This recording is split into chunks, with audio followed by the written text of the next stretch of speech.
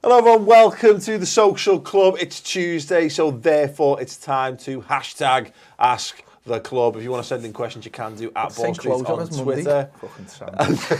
Wait till you get to next Friday, mate. You said your question, we read them, and let's get stuck into them straight away. There's actually two similar questions.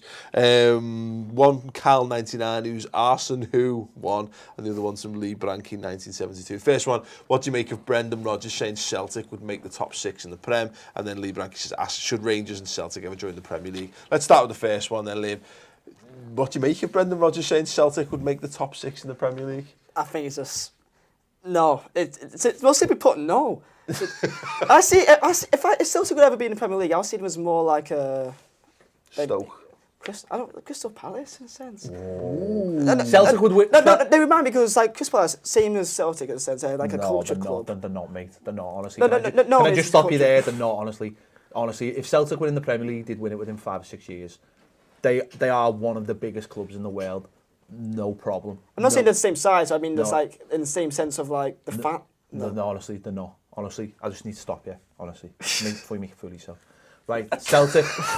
If Celtic were in the Premier League, they'd win it within about 5 years. I think 5 or 6 years, and would become a world power. They are. I know it's hard. It is hard. You're too young. It's hard. No, you are though, and I'm not. I feel like you've got a complex. No, I haven't. I'm educating the lad. Celtic are a fucking huge club. Yeah. Basically, if you're Catholic, you support Celtic, and that's not me being funny. That's true. The way the Scottish Premier League has gone is just fucked them up. Really. Yeah. That young lads like him don't understand how big they are, and honestly, it is. And the fact that Rangers dropped out, it's fucked them even more. And I just think, all right, if they were given access to the Premier League, I think within 5, 6 years they'd be competing for the top 4. I don't disagree. If Celtic were there and they were allowed to consolidate and they were given this access team to the Premier League, though. This team exactly. would. That's the point. Is that Brendan Rodgers is chatting bubbles there, mate? Because if he thinks that Celtic's a no shocker, Brendan Rodgers is all about the positivity. Let's be fair. So I don't think he genuinely believes that. I think he knows how to ride on the crest of a positive wave. But that Celtic team, I don't give a shit, Chris. You know, this is the most competitive top 6 this Premier League's ever had, and if you've got look at Man United top 7, top 8. Go ahead the baggies. Boing. Look, Celtic. There's no chance they make top 6. No chance whatsoever because they're not used to playing competitive football. Like no, that's what it comes down to. Yeah. They are making a laughing stock of that league, and that should be commended. To be fair, they might go an entire year without getting beaten, but the teams that they should. You're right. The teams that they're playing are no good.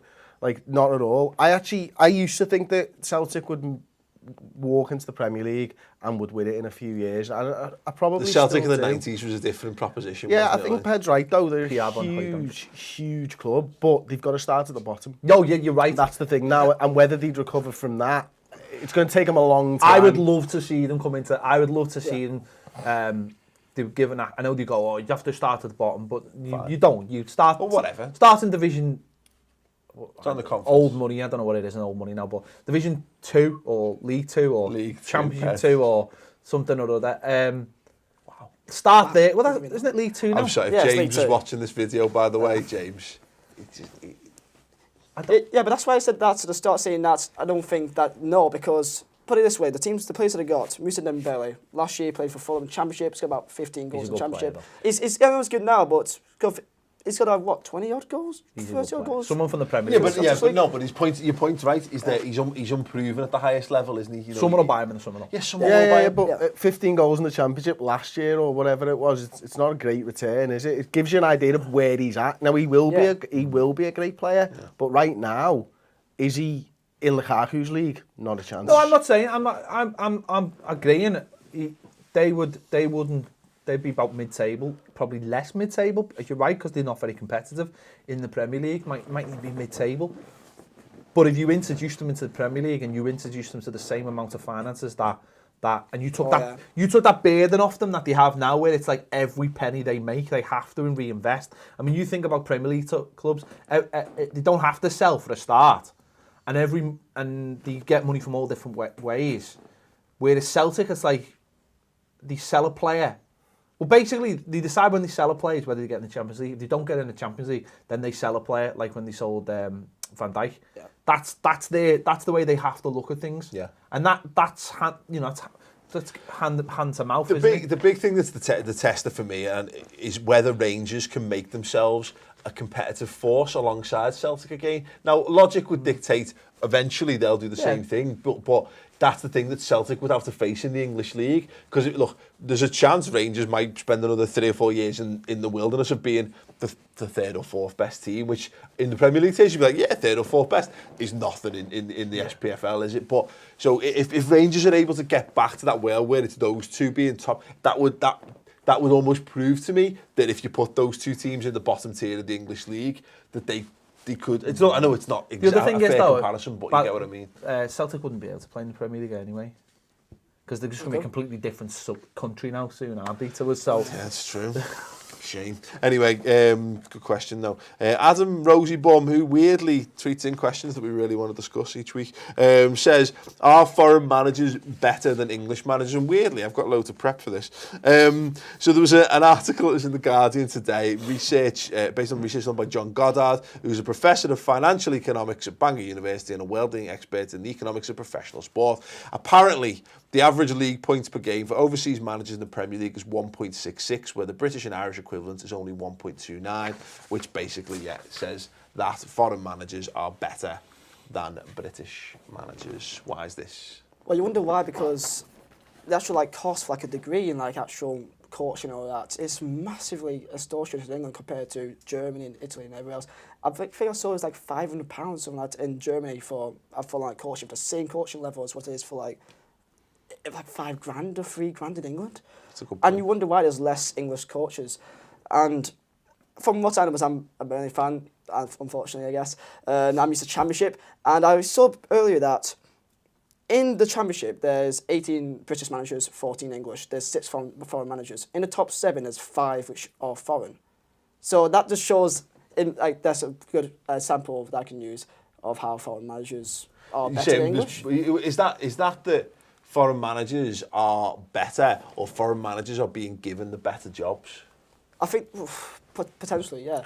Is that the more higher level you go in England, the less English managers they end up actually being. I think it's down to the fact. Chicken and egg thing. No, I think it's down to the fact that I've got some of the figures. This came up a year ago. I think we did something on Social Club on this. England coaches with the UEFA A and Pro license, there's only 1,395. In Spain, there's 15,400 to choose from. Right, in France there's 3,300, in Italy there's 2,200, in Germany there's nearly 7,000 coaches to choose from. England's a small country.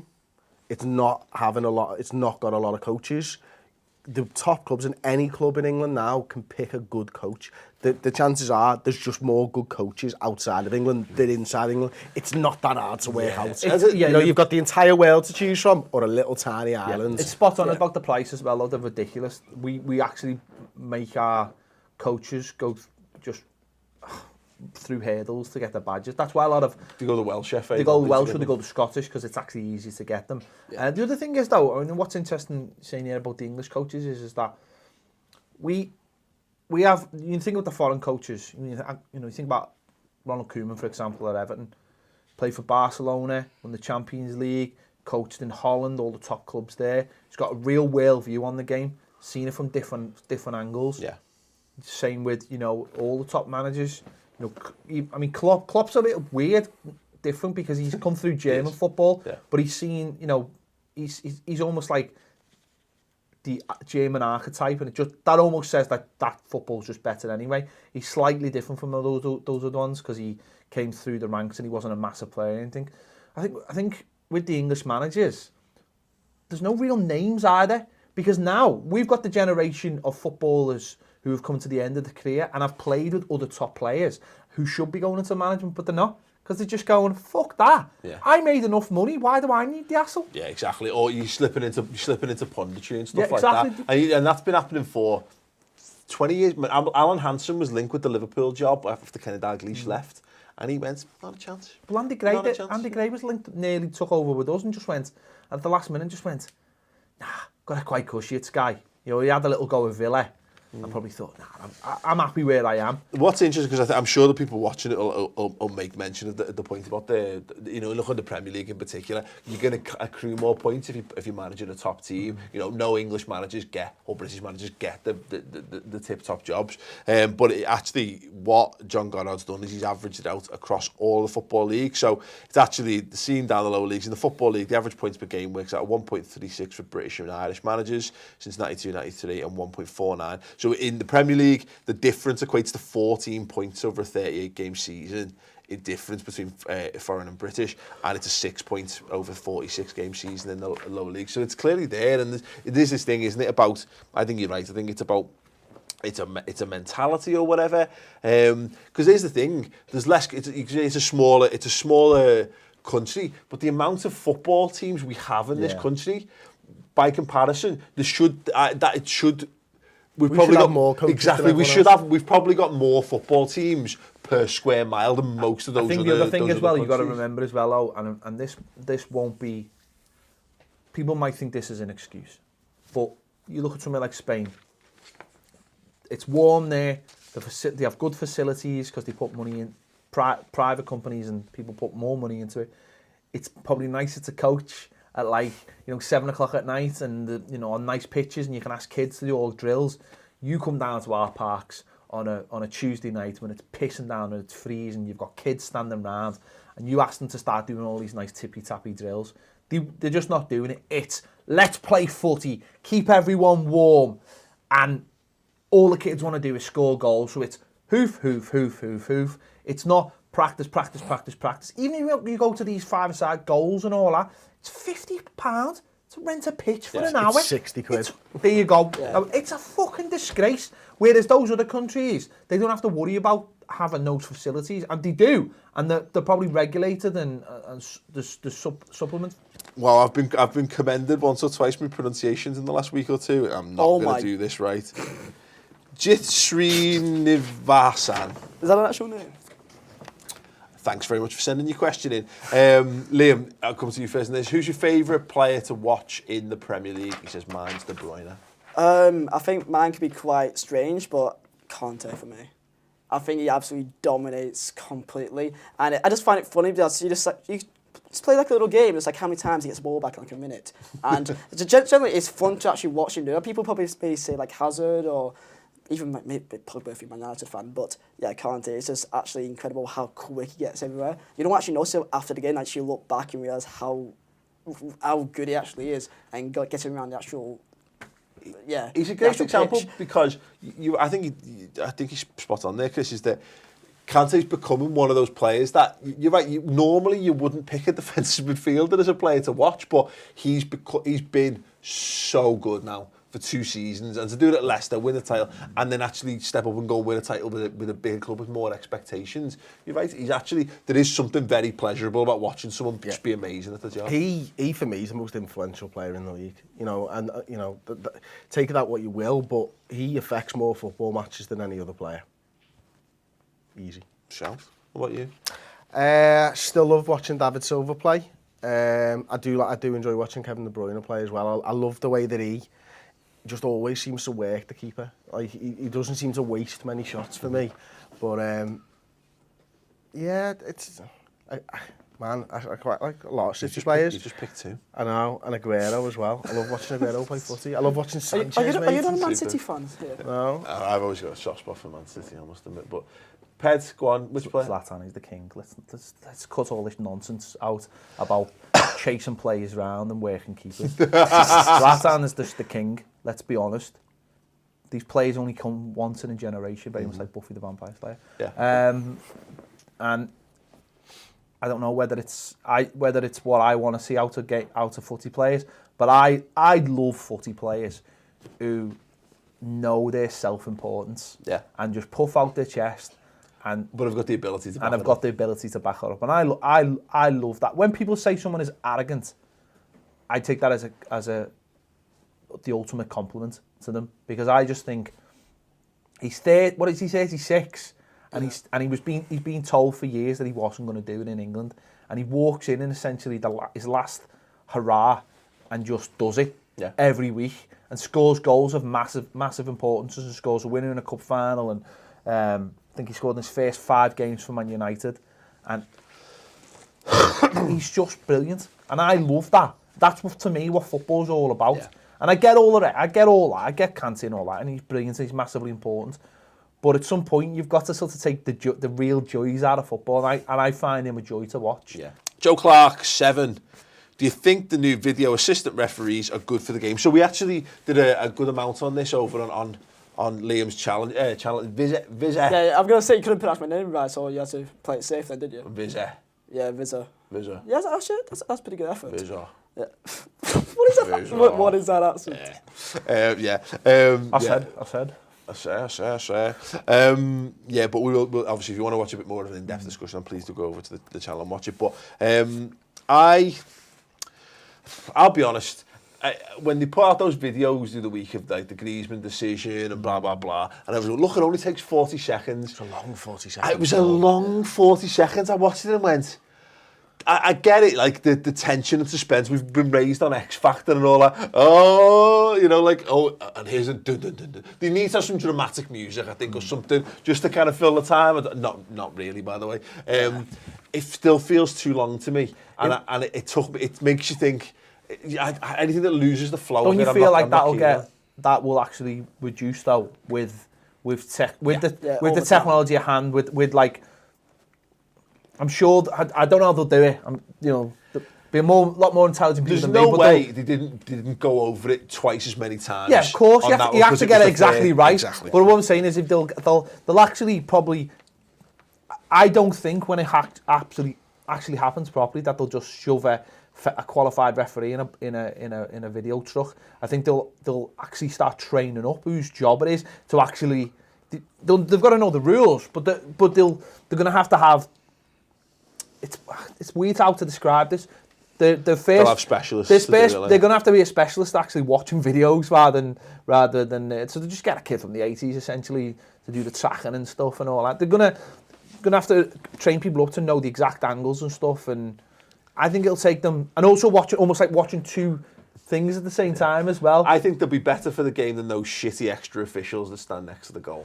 Yeah, I mean, for the good of the game, that you want the game to be as fair as possible, because perfect example was the France-Spain game. That decision visit, the first goal of the game, that changed the entire game. Spain ended up winning that. And for the good of the game, that you want it to be as fair as possible. I think the only way they can really implement it is to do it similar to how like they do appeals in like tennis. So like, you got like 2 or 3 appeals like the entire game. I mean, I see more that you want the game to be fair in the sense that as a Burnley fan, I've experienced my fair share of things going against us. Also things going for us, but if you want it to be the fairest way, that could be one way to try and implement it. Because you're right, because here's the question. Do we have to do that for every goal? Because who decides whether it's contentious? I don't know. What you've got to have in refereeing across any sport is consistency. That's what you've got to have. The NFL brought in video refereeing a couple of years ago, and they've got a guy in New York. I was talking to you about this the other day, wasn't I? They've got a guy in New York who was there to help people. Now they've taken those type of challenges off the people who are at the game. They are now done just in New York by a team of people. So what they've basically said is there's 17 different refereeing crews in the NFL, and they've got 10 people on each one. So you've got, and then you multiply out how many different pairs of eyes, how many people are looking at these things differently. So what they've done is they've centralised it in one unit, and they work all the games on a Sunday, and they'll do all the challenge decisions. And what they'll have is consistency across the board for the entire league. That's the way that you've got to go. Vizza! Are you surprised by how well Burnley have done this season? Completely. I mean, there's your home form's been amazing. Yeah, the home form, which is the only issue is that there's nothing more Burnley than cocking it up away from home. I was going to say pies. Pies. Gravy. We've got we've got the best pies in England. Not biased whatsoever. That's a bold statement. That's a bold statement. Don't put that against me. But yeah, I'm very. The way that we've been playing is very different to what I thought we would have been. We're used to playing 4-4-2, very slow. We still got the 2 backs of 4. I mean, personally, I think people like Michael Keane is getting a lot of credit for the last few weeks about how he's been. There's people like Ben Mee, which I don't know. Do you even know who Ben Mee is? Have you heard of him before? Yeah, I've heard of him. Like, I think. I'll tell you what, Please. no, I couldn't tell you. But if you ask it, I thought that was the first ever We're porn. so shit. I thought that was the first ever porn star. Burnley. Oh, brilliant. I just realised. But I think he's just as good as Michael Keane, and he's not getting like the credit he gets. And our home form has been way too good than what I think that we deserve to be in the situation that we're in. And I mean, are you guys surprised? In the last few weeks, Where are you in the table? Seriously? 15, 5 points above. You're pissy. Well, we haven't won in the last 7 games. I think Burnley are fine because I think that home form thing's massive, isn't it? I think you know how to score a few goals, and the fact that if you can just get one type of fixture right. You know what I mean? Don't go potluck where you're going all over the place because you can't rely on That's where a lot of managers get it wrong. When they come up, they go, oh, we're going to play this style. It's going to be every week we're going to do this. Your managers has just gone, we're going to be boss at home. We're going to play a certain way. No one's going to like it apart from us. And we're going to get enough points on the table to keep us up first and foremost. And he's done it. And I think he'll be fine in the end. I know, but as a Burnley fan, of course you will. What you've got at the moment is you've got that situation where the season has caught up with you a little bit. Yeah. And the expectations were probably raised a little bit as well because you have been doing so well at home. And it'll just be a case of in the last few weeks you'll get a couple of wins and that'll keep you. Listen, the teams below you. Sunderland have already gone. Hull and Swansea will be fighting out between themselves. And whoever else, I haven't looked at the table. Middlesbrough. Yeah, Middlesbrough fucked it. They're gone as well. So you'll be all right. Happy days. You'll go next season. Burnley. I'm worried for them. You know, Are you though? Are you worried? No, Does not it keep you up really. at night? No, not There you go. It keeps me up at night. I'm worried for Liam. To be fair, I think the howling of off the moors probably keeps you up at night. Howling of the moors. I can imagine that's what it's like. Right. Stay on path. Don't go off path, lad. Don't go off path. Right. That's a pretty good accent, that. That's pretty good. Right, there you Depends who go. I was trying to impersonate. That is Ask the Club for this week. As I say, next Monday we put the tweet out. You send in the tweet and we answer as many of them as possible. Click the Ball Street emblem to subscribe. If you watch another video, we're building the all-time greatest Premier League 11. You can watch the latest video by clicking right here. We're getting towards the end. The team is almost complete and you can help make it so.